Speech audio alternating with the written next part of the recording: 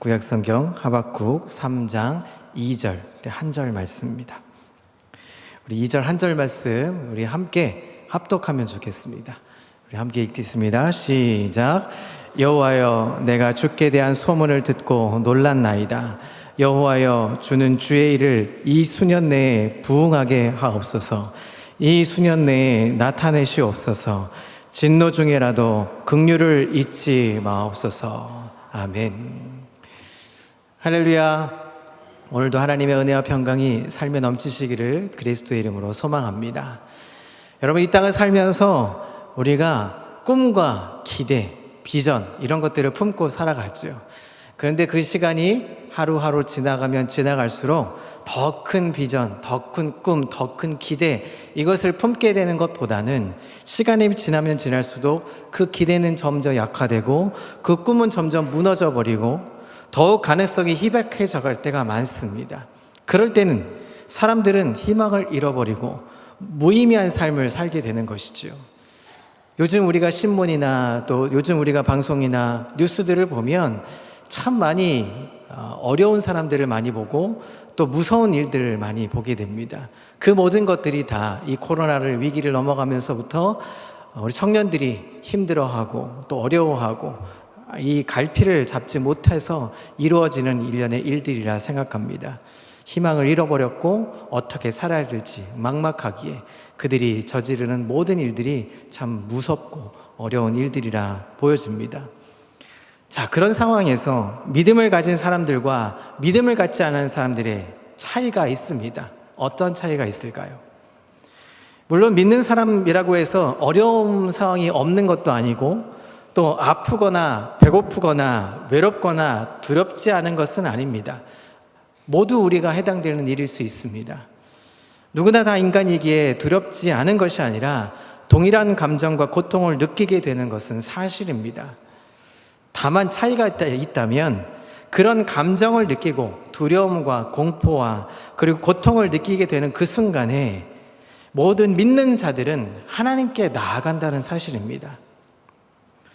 하나님으로부터 은혜를 받았을 때 다시 용기와 희망을 갖게 되는 것이고 다시 고난에 도전하게 되는 것이고 절망적인 상황을 소망의 기회로 역전시키는 것이 바로 믿음의 사람들인 것입니다. 그것을 가리켜 부흥이라고 말하는 것입니다. 부흥은 뭔가 양적으로 성장하는 것을 얘기하지 않는 것입니다. 모든 상황 속에서 하나님께 나아가는 그 믿음을 보일 때 부흥이라고 말할 수 있는 것이죠. 우리 그리스도인들이 그러한 이 부흥의 축복을 받아야 하는 까닭이 있습니다. 그것은 우리의 현실이 너무나 희망이 보이지 않기 때문이죠.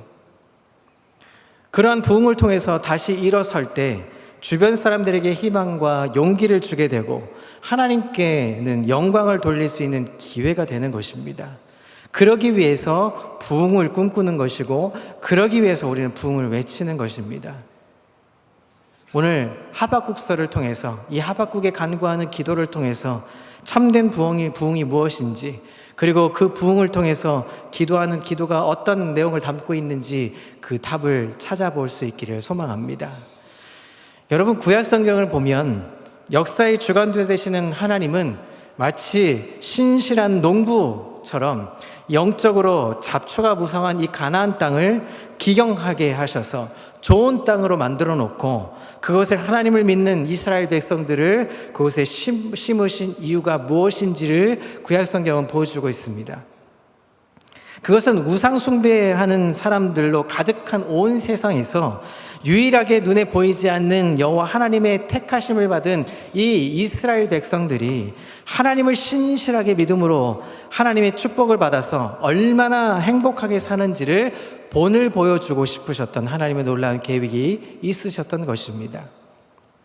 본을 받고자 우상을 숭배해 봤지만 한없는 고통 중에 살고 있는 이 이방인들이 그러한 축복받는 이스라엘 백성들의 모습을 보면서 도전을 받고 우상을 버리고 하나님께로 돌아오기 위해 이스라엘 백성들을 축복의 샘플로 삼고자 하셨던 것입니다. 신명기서 6장 3절은 이렇게 말합니다. 이스라엘아 듣고 삼가 그것을 행하라. 그리하면 내가 복을 받고 내 조상들의 하나님 여호와께서 내게 허락하심과 같이 젖과 꿀이 흐르는 땅에서 내가 크게 번성하리라. 하나님은 오늘도 예수 그리스도를 믿는 성도들이 희망을 잃어버린 이 세상에서 신실한 믿음으로 축복을 받고 잘 살아가는 모습을 보기를 원하시고 계십니다. 여러분 그것을 믿으십니까? 그런 축복받는 삶을 통해서 불신앙들의 사람들에게 도전을 주게 되고 하나님을 믿게 되고 그 말씀에 순종하며 사는 것이 얼마나 큰 축복임을 이 불신앙을 갖는 사람들에게 나타내 보여주는 이 축복의 증인으로 삼고자 하는 것이 바로 오늘 우리 축복된 믿음의 사람들의 여정이라는 것입니다. 하나님은 이스라엘 백성들에게 그와 같은 축복을 주시기 위해서 노예 생활을 하던 애굽에서 출애굽을 시켜셔서 구원받게 하셔서 자유와 해방을 얻게 하셨습니다. 하나님의 은혜가 아니고선 도저히 이루어질 수 없는 일이었던 것이죠. 뿐만 아니라 홍해를 육지같이 건너게 하셨습니다. 하늘에서는 만나를 내려주시고 또 물이 없는 광야에서는 반석을 깨뜨려서 샘물을 내게 하셨습니다. 살인적인 햇볕과 일교차로 인한 밤의 추위에도 하나님은 구름 기둥과 불 기둥으로 그들을 보호하셨습니다. 그렇게 40년이 지난 이후에 요단강을 가르시고 여리고성을 모래성처럼 무너뜨리시고 이제 전쟁에 능한 족속이었던 가나안 땅을 정복하게 하셔서 마침내 이스라엘 백성들이 가나안에서 정착하며 이스라엘을 건설하게 하셨습니다. 세상에서 이스라엘 백성들만큼 이런 축복과 기적을 체험받은 사람도 아마 없을 겁니다. 그럼에도 불구하고 이스라엘 백성들은 배응망덕했습니다. 축복을 위한 주신 명령조차 그들은 불신앙으로 일관했습니다. 자, 오늘 이 성경의 배경은 지금으로부터 2600여 년 전에 일어났던 역사적인 사건입니다. 본문의 주인공 하박국 선지자는 유다 나라 남쪽 유다의 요시야 왕 그 말기 때부터 여호야김이라는 왕 초기 때까지 이 시대상을 바라보면서 하나님께 기도하며 간구했던 선지자였습니다. 그 내용은 악인이 형통한 반면에 의인은 계속적으로 고난을 당합니다. 이런 왜곡된 현실을 바라보면서 아니 하나님의 축복을 받아 마땅한 이 선민이었던 이스라엘 백성들이 이제 고난받고 아니 의인은 고난받고 악인은 이 형통하게 되는 이 모습을 보면서 하나님께 탄원의 기도를 드리고 있는 내용이 바로 하박국서의 이야기입니다.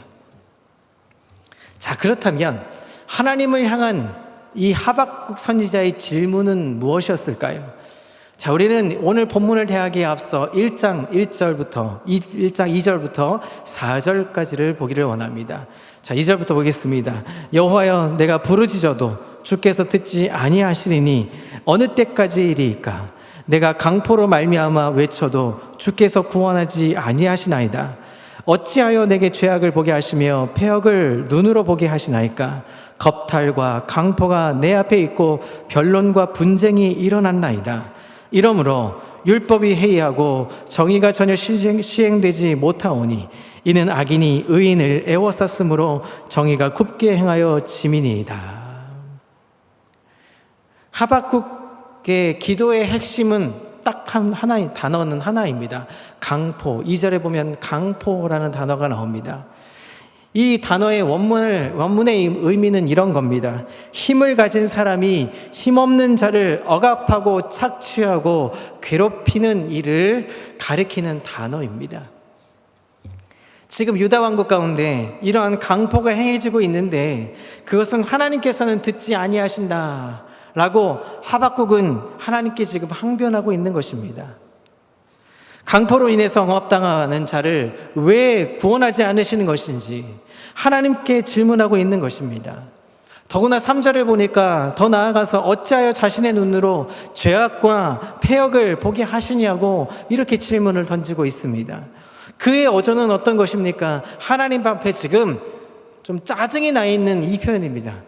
단순히 하나님께 기도하고 간구하고 있는 내용이 아니라 하나님 왜 어찌해서 하나님 이렇게 하나님 억울하게 지금 누명을 쓰고 있는 이스라엘 백성들의 이 상황을 하나님 왜 외면하고 계십니까? 라고 지금 불평하듯 던지고 있는 질문인 것입니다. 하박국에도 눈으로 보고 있는 것은 지금 어떤 것입니까? 겁탈과 강포와 변론과 분쟁이었습니다. 유다 가운데 율법이 해이해지고 공의가 올바르게 시행되지 못하고 있는 상황이었습니다. 4절에 보니까 율법이 더 이상 유다 백성들의 삶의 기준이 되지 않고 하나님의 통치가 올바로 이루어지고 있지 않은 상황이었던 것입니다. 그 이유가 4절에 보니까 이렇게 나옵니다. 악인이 의인을 둘러싸고 애워싸고 있기 때문이다 라고 말하고 있습니다.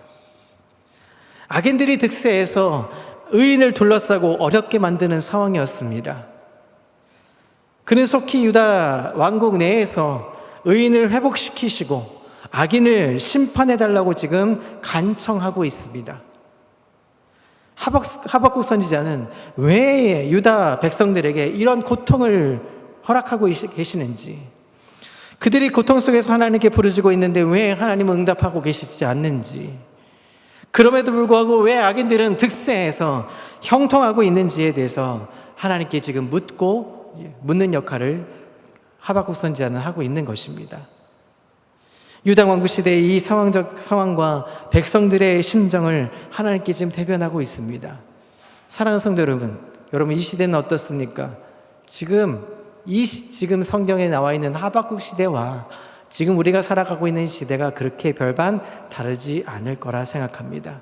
악인이 더 득세하고 악인이 더 잘 사는 것 같아 보이고 하나님 믿는 사람들은 오히려 핍박 가운데 조롱을 받게 되는 이런 상황들, 하나님은 왜 그냥 가만 보고 계십니까? 하나님은 왜 이런 상황 속에서 우리의 기도를 들어주시지 않는 것일까요? 우리는 이렇게 항변하는 기도로 때로는 하고 있지 않습니까? 이 하박국의 질문은 자신의 이익과 유익을 위한 것이 아니었습니다. 바로 백성들의 신음과 탄식으로 바탕을 두고 하나님께 지금 기도를 드리고 있는 상황입니다. 이것이 하나님의 이 메시지를 백성들에게 가감없이 전달하고 있는 이 역할은 다른 어떤 선지자들보다 다른 어조를 띠고 있는 것이 독특한 문장으로 되어져 있습니다.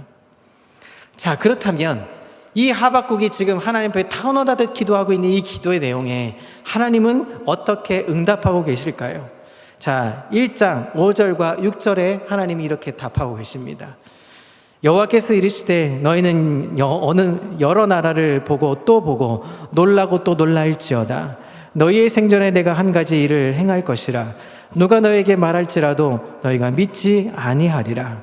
보라, 내가 사납고 성급한 백성 곧 땅이 넓은 곳으로 다니며 자기의 소유가 아닌 거처들을 점령하는 갈대아 사람을 일으켰나니. 5절에서 하나님은 너희는 여러 나라를 보라라고 명령하십니다. 여기서 하는 보다라는 이 단어는 3절 앞에 우리가 봤던 3절에도 등장합니다. 어찌하여 패역을 보게 하시나이까? 라고 질문을 던졌죠. 그에 대한 하박국의 기도에 대한 하나님의 응답은 이것을 보라 였습니다. 하나님께서 보라 하신 것은 이제 하나님이 행하시는 한 가지 일이 있는데 그 일을 지금부터 하나님이 말씀하실 것인데 사람들이 그 말을 들으면 결코 믿지 않을 것이다 라고 말합니다. 그 일이 어떤 일인지 6절에 나와 있습니다. 하나님께서 사납고 성급한 민족, 곧 갈대아 민족을 불러오겠다고 말씀하십니다. 이 갈대아 사람들은 어떤 사람이냐면 당시에 북쪽에 있는 아수르 제국을 꺾고 고대 근동의 새로운 강자로 떠올랐던 이제 바벨론 제국이었습니다.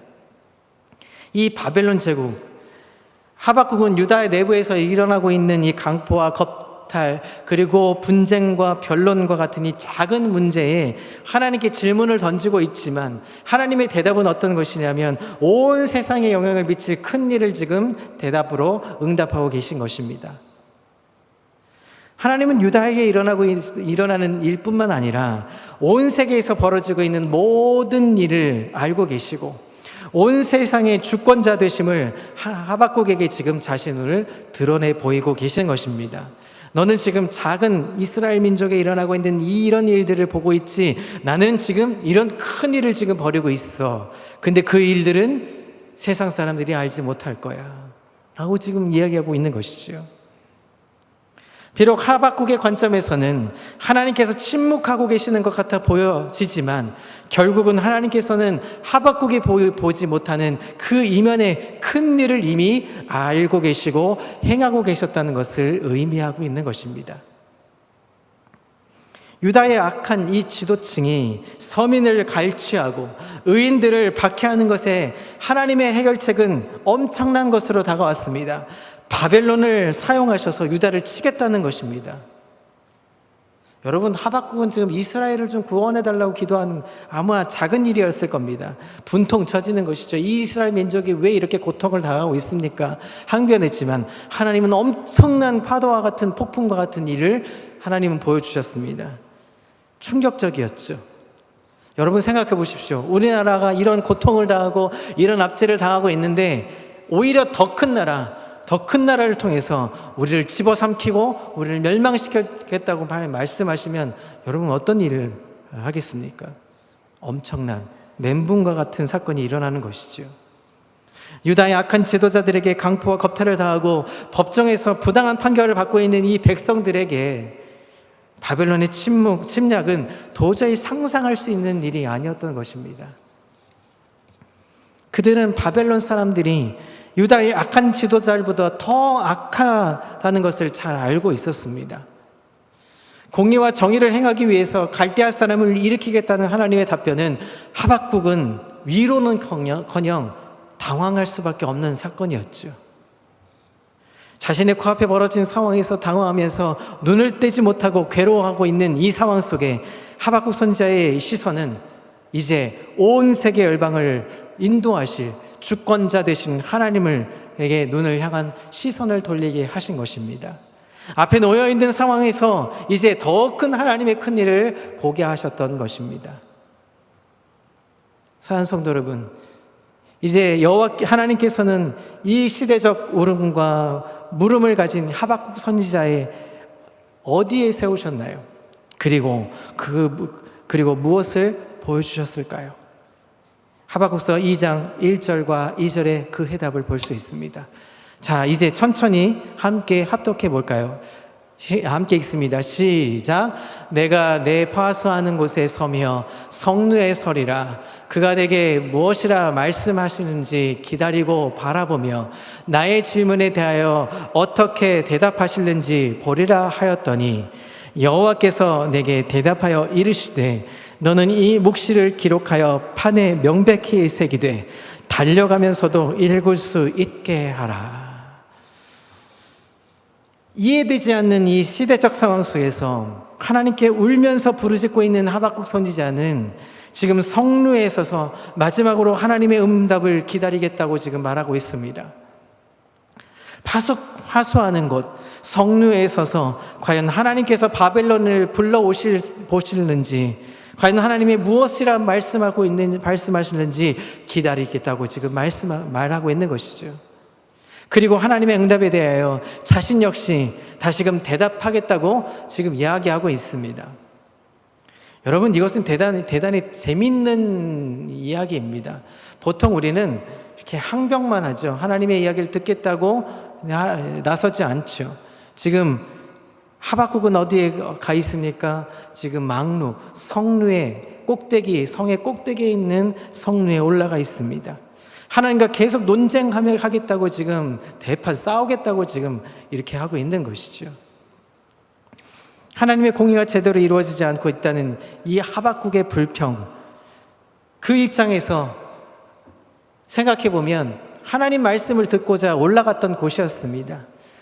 제일 꼭대기, 그래도 하나님 말씀이 잘 들리겠다고 생각했던 성의 제일 꼭대기, 탑에 있던 이 성루. 그렇지만 그것은 하나님의 역사 속에 올라가게 하셨던 것입니다. 하나님의 대답을 기다리는 모양이지만 궁극적으로 보면 하나님을 향한 질문을 가진 하박국을 성루에 서게 하신 것은 바로 하나님이셨던 것입니다. 성루는 어떤 곳이냐면 성벽 위에 세워진 경계 소초입니다. 제일 꼭대기, 성에서 보면 제일 탑이죠. 성벽보다 더 높은 곳에서 적들의 동태를 살피면서 적의 침입을 경계하는 역할을 감당했던 곳이었습니다. 그런데 이 성루라는 이 단어의 원문의 의미를 살펴보면 이런 내용이 담겨져 있습니다. 하나님의 어깨에 올라앉다. 하나님의 어깨에 올라앉다 하는 것입니다. 자, 이것은 어떻게 생각하시냐면 저희 아이가 어렸을 때, 아기 때 이제 놀이동산을 갔습니다. 놀이동산에 한참 이제 퍼레이드를 하겠다고 사람들이 모여드는데 앞에 비집고 들어갈 수가 없는 거예요. 꼬맹이 저희 아이가 볼 수 없으니까 아빠는 어떻게 합니까?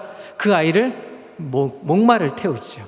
그래서 가장 잘 보일 수 있는 곳에 어깨에 이제 목마를 태우죠. 마치 그런 광경을 생각하시면 됩니다. 성루에 서서라는 표현은 하박국 자신이 스스로 올라간 것이 아니었던 것입니다.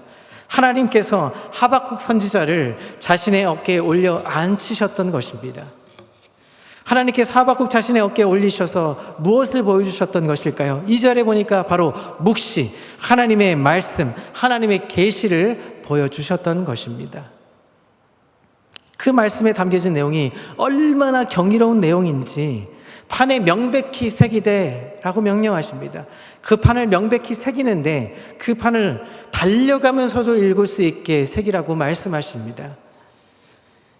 이 판에 새기는데 달려가면서 읽을 수 있게 만든다라는 이 글귀는 어떤 것을 의미냐면 원문에 가깝게 표현하면 이런 겁니다. 그것을 읽는 자는 뛰어가면서도 전파하도록 하라 하는 것입니다. 뛰어가면서도 그 원문에 있는 그 판에 있는 이야기를 볼 수 있고 이야기할 수 있을 만큼 그 판을 크게 새기라 하는 것이죠.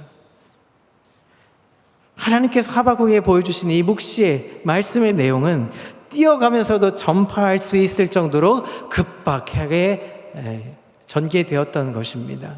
이제 이스라엘은 망할 것이다. 바벨론 제국에 의해서 너희는 멸망당할 것이다 라는 이 크나큰 충격적인 사실을 너희 세상 사람들이 이스라엘 백성들에게 알려라 하는 것이죠. 그것을 하박국 선지자가 지금 보고 있는 것입니다.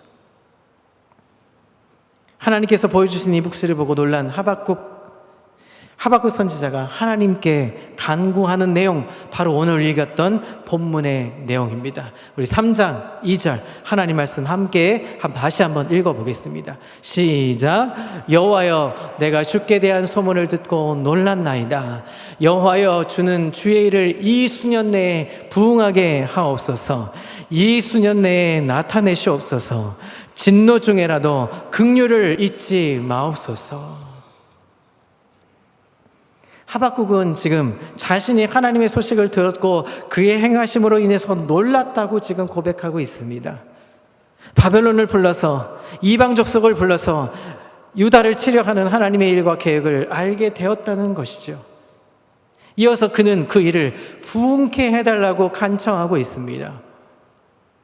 부응이라는 단어, 여러분, 부응이라는 단어가 우리가 쉽게 생각하면 하나님 우리를 부응케 하신다는 것은 이스라엘 백성들을 하나님의 일을 할 수 있도록 부응케 해달라는 그 기도가 아니었던 것입니다.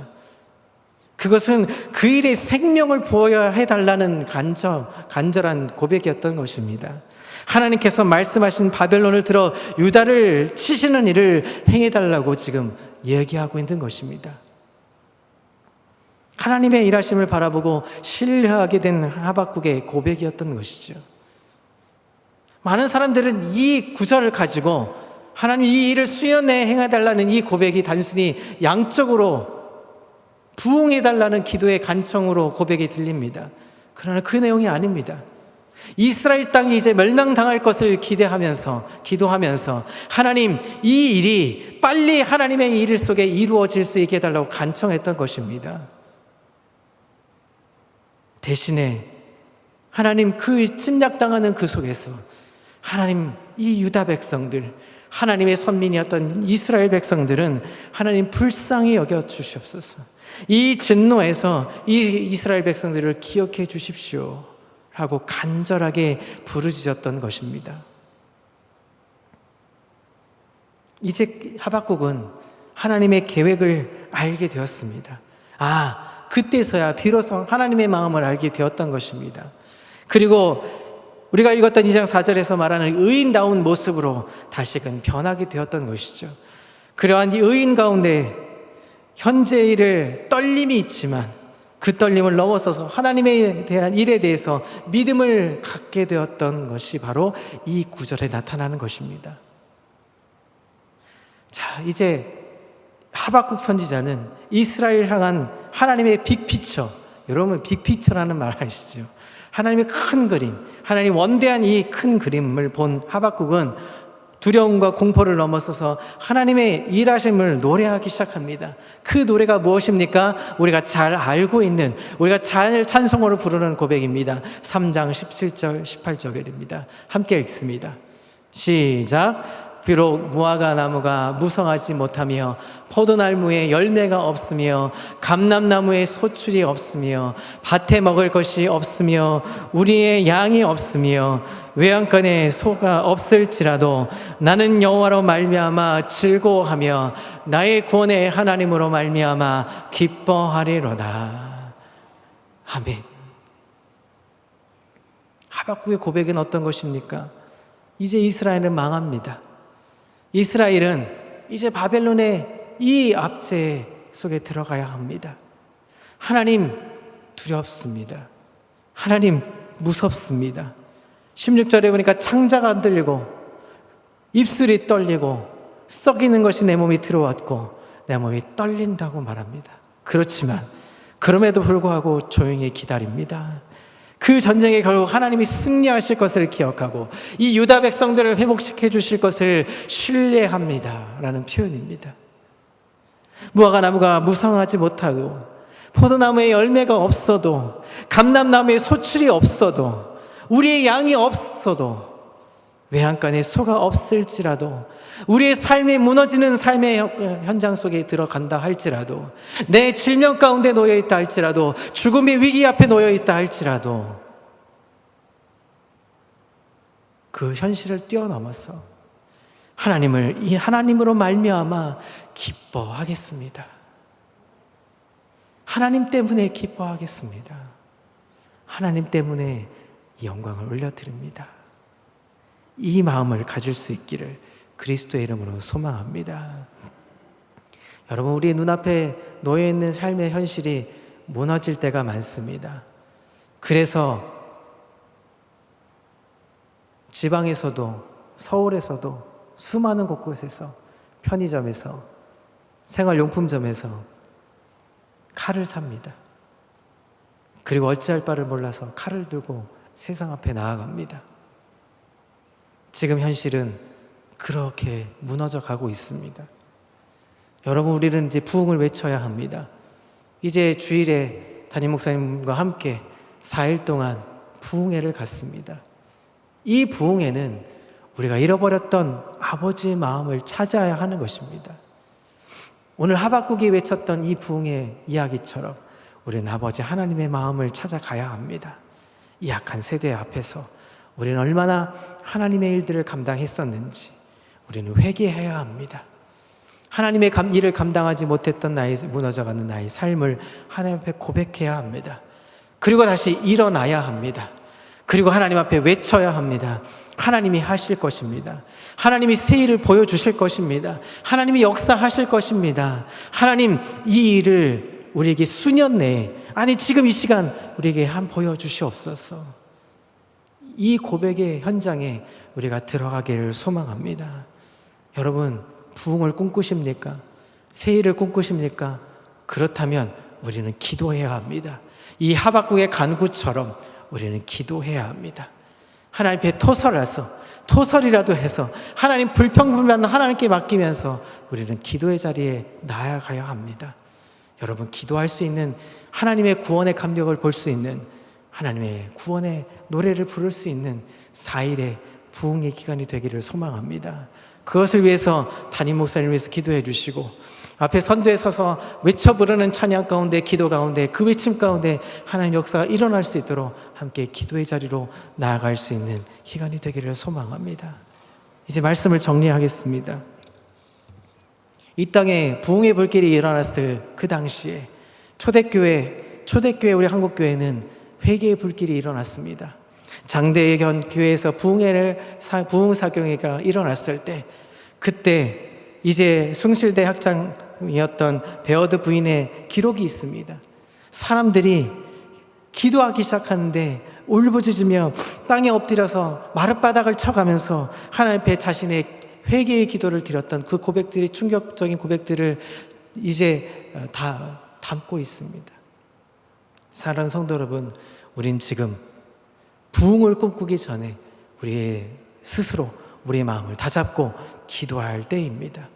기도의 마음을 가지고 이 땅에서 회개하며, 우리가 이 땅을 놓고 기도하지 못했던, 나라 민족을 위해서 기도하지 못했던, 우리의 평강교회를 위해서 기도하지 못했던, 우리의 가족들을 위해서 기도하지 못했던 그 모든 시간들을 하나님 앞에 낱낱이 고백하며 다시 한번 부흥의 불길을 타올 수 있도록 하나님 기도하기를 원합니다. 그 일이 수년 내게 하나님 이루어지게 역사해 달라고, 기도의 자리에 설 수 있는 멋진 하나님의 사람 평강교회 성도들 다 되시기를 그리스도의 이름으로 소망합니다.